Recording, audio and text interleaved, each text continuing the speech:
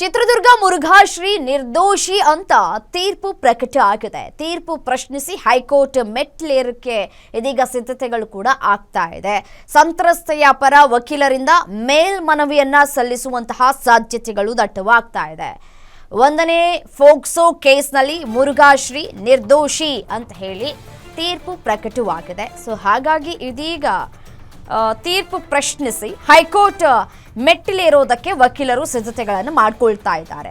ಸಂತ್ರಸ್ತೆಯರ ಪರ ವಕೀಲರಿಂದ ಮೇಲ್ಮನವಿಯನ್ನು ಸಲ್ಲಿಸುವ ಸಾಧ್ಯತೆಗಳು ದಟ್ಟವಾಗಿದೆ. ಒಂದನೇ ಕೇಸ್ ಇದು. ಆಕ್ಚುಲಿ ಈ ಕೇಸ್ನಲ್ಲಿ ಫೋಕ್ಸೋ ಕೇಸ್ನಲ್ಲಿ ಮುರುಘಾಶ್ರೀ ಅವರು ನಿರ್ದೋಷಿ ಅಂತ ಹೇಳಲಾಗಿದೆ. ಸೊ ಚಿತ್ರದುರ್ಗ ಎರಡನೇ ಅಪರ ಜಿಲ್ಲಾ ಮತ್ತು ಸತ್ರ ನ್ಯಾಯಾಲಯ ತೀರ್ಪನ್ನ ಪ್ರಕಟ ಮಾಡಿದೆ. ಎರಡು ಪ್ರಕರಣಗಳಲ್ಲಿ ಈಗ ಒಂದನೇ ಕೇಸ್ನ ತೀರ್ಪು ಮಾತ್ರ ಪ್ರಕಟ ಆಗಿದೆ, ಇನ್ನೊಂದು ಬಾಕಿ ಇದೆ.